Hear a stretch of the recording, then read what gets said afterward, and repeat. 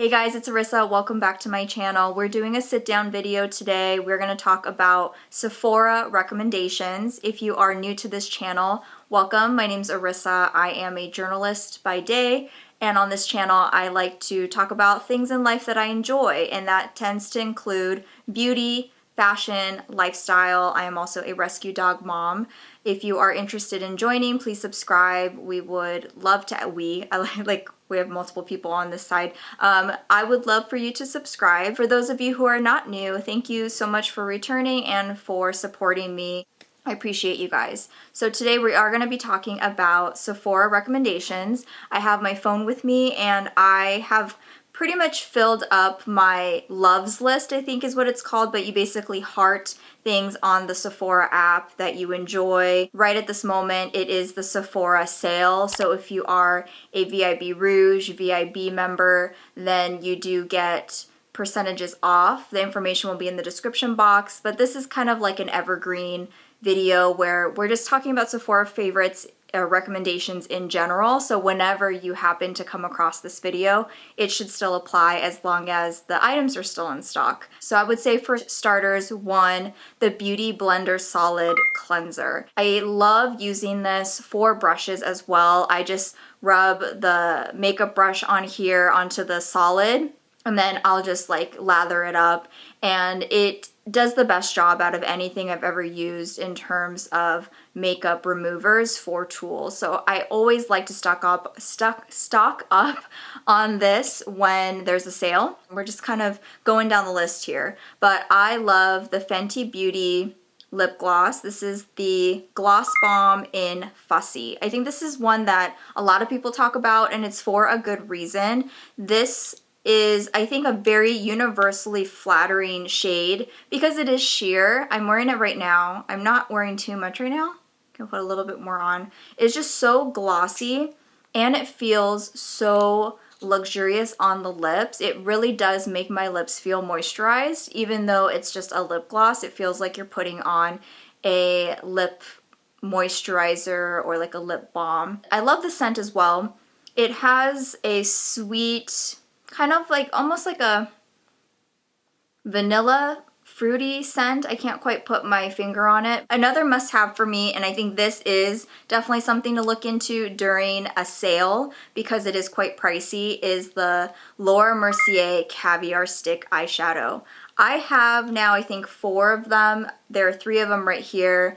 I have, I think, 2 matte and 2 shimmer shades or metallic shades, however Laura Mercier likes to identify them, and they are worth the money for me. The reason why I started to lean more toward cream eyeshadows in the last year is that it's just so much easier to apply. So I wanted a really simple application of cream product that just goes right exactly where I want it, and then I can blend it out and I don't have to worry about fallout. So I started watching YouTube videos dedicated to cream eyeshadow products, and really the one that just came up over and over again is the Laura Mercier Caviar Stick. What did I get first? I got the shade Cocoa, and this is a dark brown metallic, and I love this to define my eyes. I don't even need that much, and then I just blend it out. I also love the shade Metallic Taupe.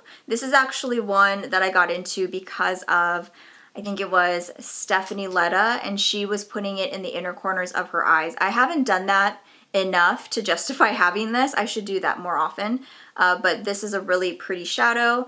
And Caramel is one that I would put in the crease. I did not do that today. I just did like a really quick look, and I didn't put too much energy into my look today. But Caramel is one that I like to use in the crease, and again, very simple. Just add a little bit there, blend it out, and it's a really quick product. For face products, if I had to choose one brand that I really gravitate toward because of my sensitive skin, it would be Bare Minerals. And I have a couple products here that I do recommend, and there is one that I have in my cart to purchase because of the sale. And this one is the Bare Minerals Bronzer in Faux Tan. I highly recommend this just as an all-over product to warm up the face. You could even kind of use it as a contour because it's not very warm. It's a very neutral bronze shade. It's just enough color. You can't really do too much damage with it too. Like you can't go too heavy with it. And another one is the Bare Minerals Gen Nude Blush. This one is in Let's Go Nude. I think they change out their shades every now and then. I'm not quite sure. I don't know what I have on my phone right now as the one I put in my cart. I put in Soft Beige. This one is Let's Go Nude. I think Soft Beige looks pretty similar. Oh no, it's called Beige for Days, and the description of it is Soft Beige, which is clearly what I gravitate toward. The one that I am looking to get is the Bare Minerals Gen Nude Bronzer Blush plus Bronzer.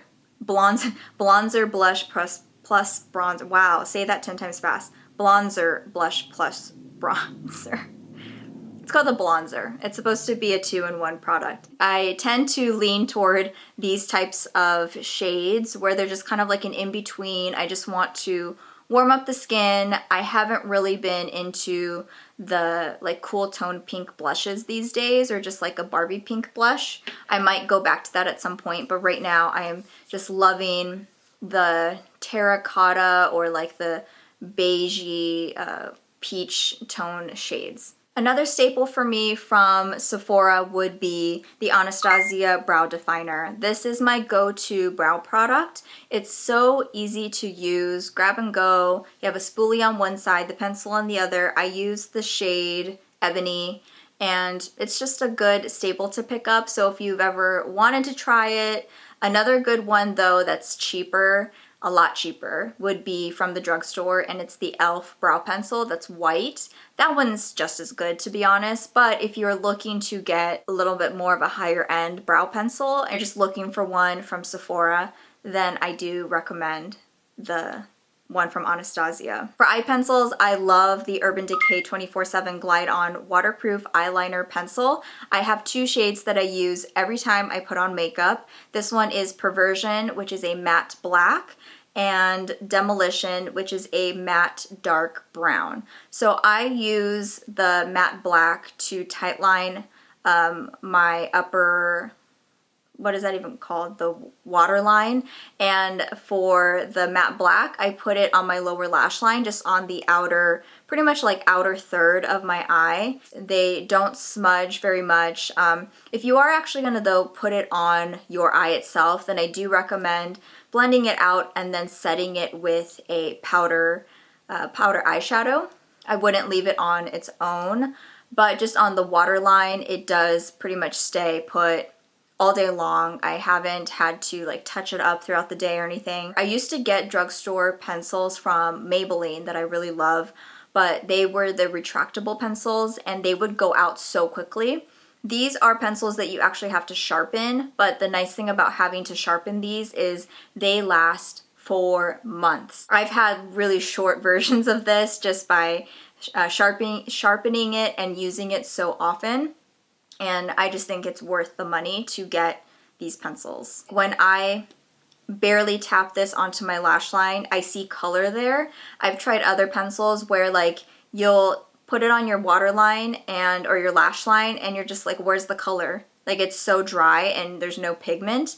This one is very creamy, has pigment, and it lasts. Now we're gonna go into some skincare and miscellaneous products. So this one is the Murad Acne Control Clarifying Body Spray. $45 for this 4.3 ounce bottle, but I do think it's worth the money. I love this nozzle because you can spray this upside down on your back and it still sprays really well. My body is clear when I use this. Like I used to have breakouts on my back and I don't have that problem when I use this. I started using this years ago and I've stopped using it off and on, and every time I want to go back to it because my skin stays clear when I use this. For sunscreen, I have now found a sunscreen that I really enjoy. It sits well under makeup and I use it every day. It is the Supergoop Mineral Sheer Screen SPF 30.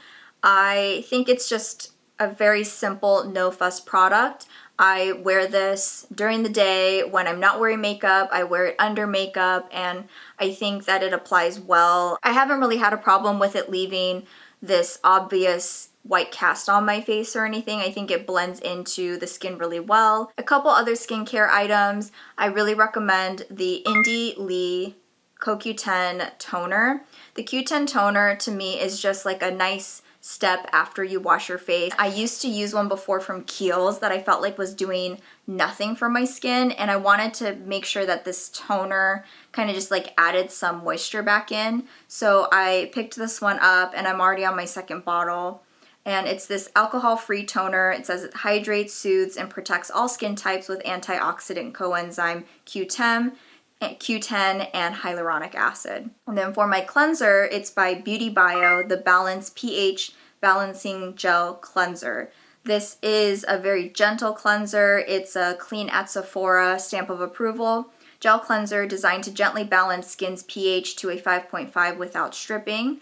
And it looks like it's for normal, dry, combination, and oily skin, skincare concerns, oiliness, pores, acne, and blemishes. And it's a lightweight gel. So what I really started to get into in the last month is to identify what part of the cycle I'm on and tailoring my skincare routine to that time of the month. So this is the cleanser that I started using for well, I've been using it for several months now, but this is the one that I started using during my menstrual period and times when my skin is sensitive and kind of leaning more toward the dry side, and other times of the month when I am increasing my sebum production and my skin's getting a little oilier, then I will use the Boscia Clear Complexion Cleanser is what I think it's called. That one's at that one's at Ulta. It used to be at Sephora. So I balance between a salicylic acid cleanser and just a gentle pH balancing cleanser, which is this one right here. I do have one more skincare item that I want to mention. I just started using this in the last couple weeks. It's the Ordinary Niacinamide 10% plus Zinc 1%. This is a product that Hyram, Skincare by Hyram, highly recommends, and niacinamide in general is one that I've needed to try, I think, for a very long time. I started using it just in the last week or two because I've been having a lot of skin issues, and I do enjoy it. So far so good. So I think that if you're looking to try something like that to balance out your skin, if you are trying to reduce the sebum production on your skin, then this is something that you might want to check out. Two more products, one fragrance and then one hair care item. Maybe I should do the hair care item first, actually. So this is one that I think would be good when there is a sale because it's expensive. It's the Shu Uemura Urban Moisture Deep Hydration Treatment Mask for Dry Hair.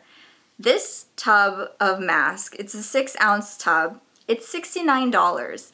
But let me tell you, I tried this and it is worth the money because it is misleading how small it feels in your hand, like the packaging, but you don't need much at all every time you use it in your hair. I would say I have fine hair or normal hair, but I have a lot of it, and I barely had to use like a quarter amount, as in like the size of a quarter amount of this in my hair, and it did such a great job. So for $69, while it seems like, oh my gosh, if I just put like a scoop of this in my hair at a time, then like a scoop is worth $10. But really it's not the case.